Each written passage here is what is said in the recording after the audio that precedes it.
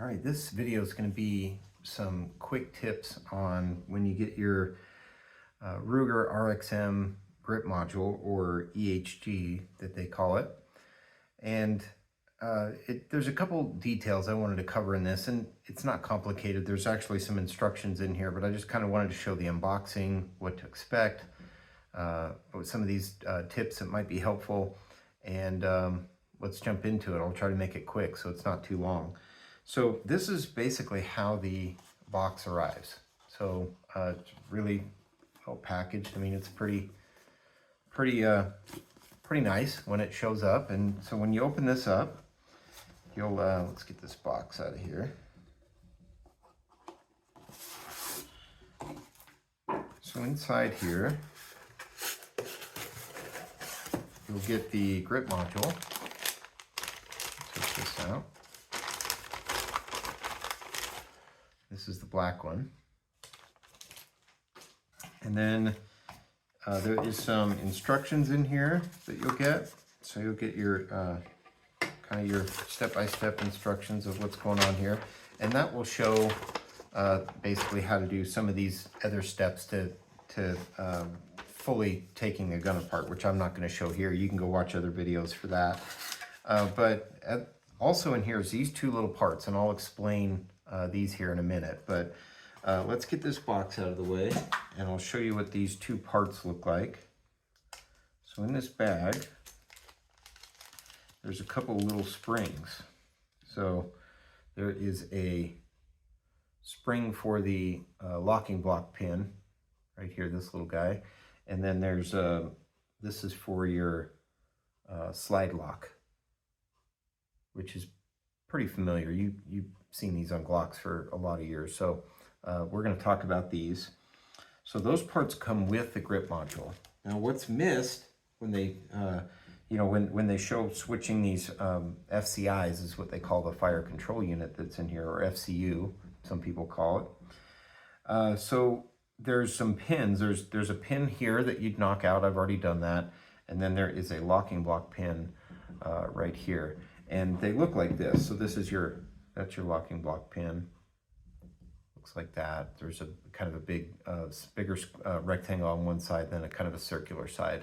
And so when you knock these pins out, you're gonna do that from this side. You'd knock out this pin this direction, and then your other pin here would also come out from this direction. You're just gonna use like a Glock tool, just a punch to punch those out. So once those pins are out, the last step, or one of the steps I should say, is your slide lock, which is this piece here. And that's held in with just this little piece of metal spring type thing. And so all you have to do is you just press down on that little metal spot right there. And so when you press that down and you kind of turn the frame to the side, that slide lock will just slide right out of there. That is held from underneath in that groove that you see right here. Okay, so the next step to getting this fire or FCI out of here is, many people get in here, they're using screwdrivers and metal and things to get this underneath those edges, and they're tearing up rails, and it's ridiculous how they're doing it. But there's a better way, and you can use a piece of plastic. I've used like a guitar pick, which is pretty easy to use, but this one is loose enough now that I'm able to just kind of pry these up with my fingers. So I'm just going to kind of pull up this FCI like this. And so once you get it to here, you're basically clearing the trigger from the hole underneath there. You can see that.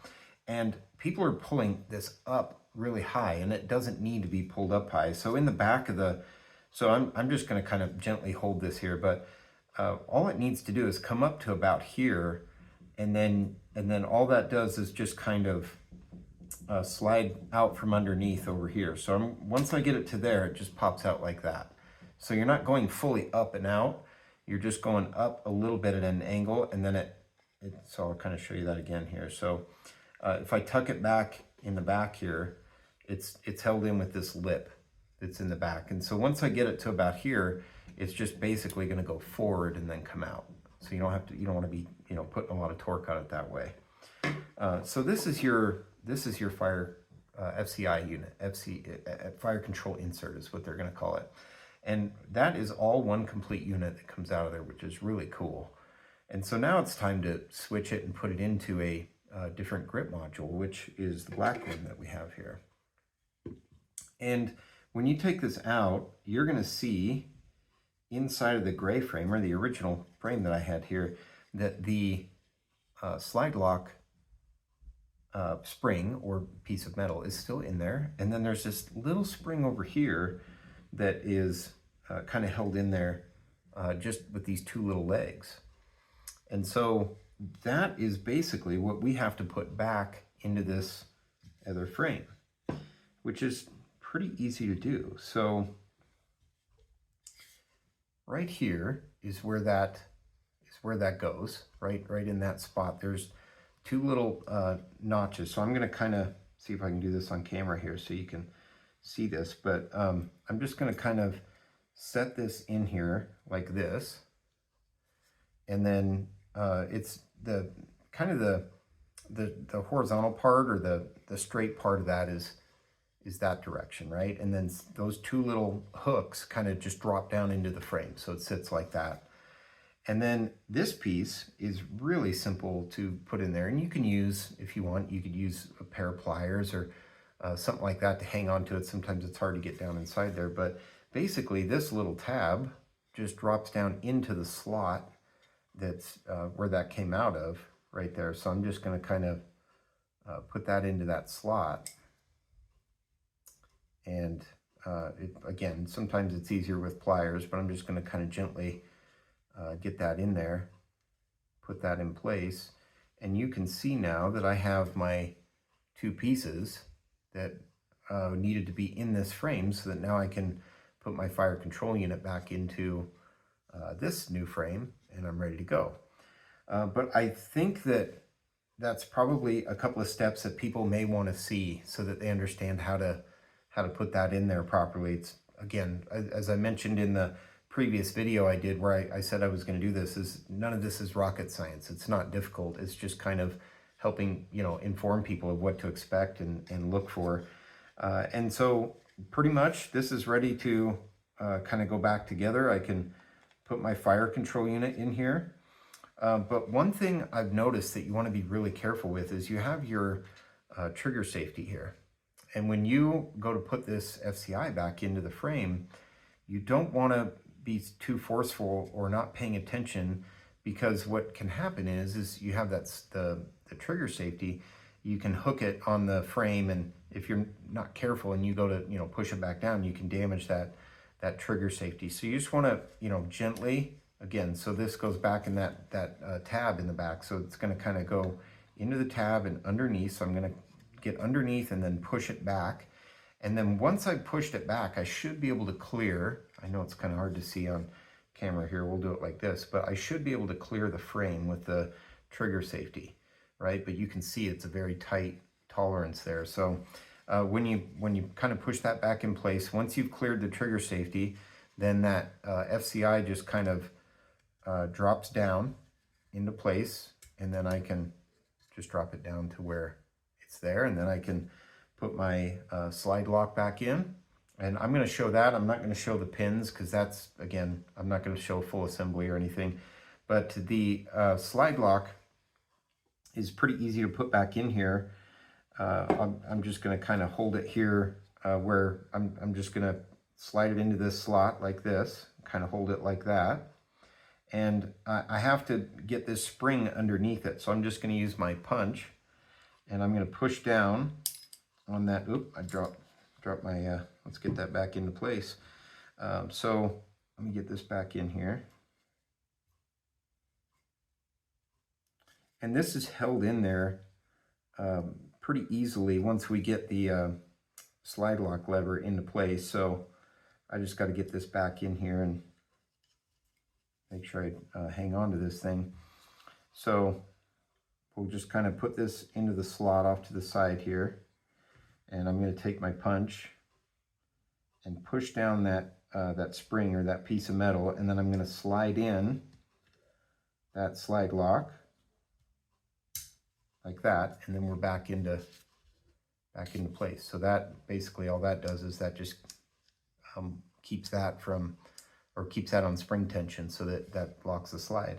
And then I put my locking block pin back in and my other pin. Now, one other thing to keep track of, I'm going to go back to this other frame, is that this pin, the locking block pin, this bigger one, what that has to do is that has to go, if you look back at this FCI, so inside here, there is that little spring tab that we put in there, right? So this round piece that I'm going to put back into the frame from this side, because that's where my larger square or rectangle is on this side.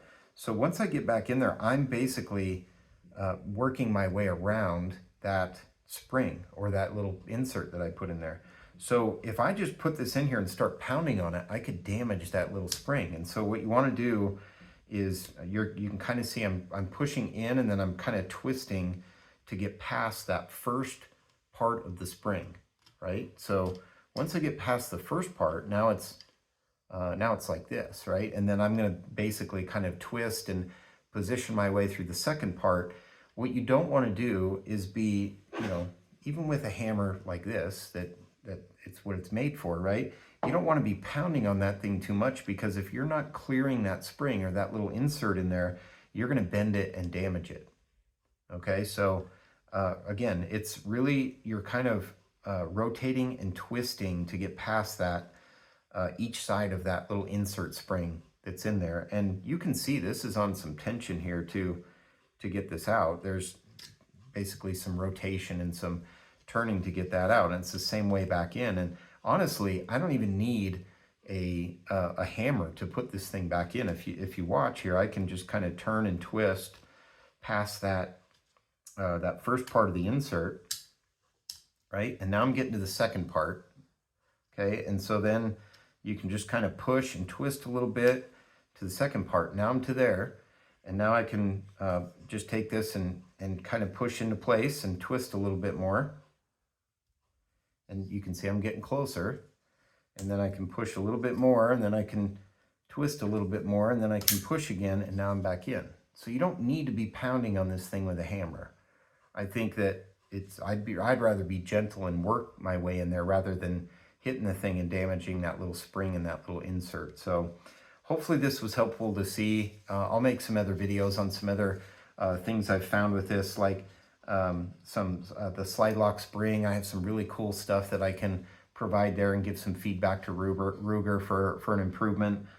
Some other things and some other details along with this FCI, but I'm really excited about this. I think this is a very cool way to switch out parts for essentially a Glock, right? That's pretty much what this is, but the way that this was put together and the design that went around it, there's a lot of other really cool details in here that are not being talked about and completely missed, and I think they need to be covered at some point. So look for some more content. I'll put that together. Hopefully this, again, was helpful to see, and stay tuned for some more info.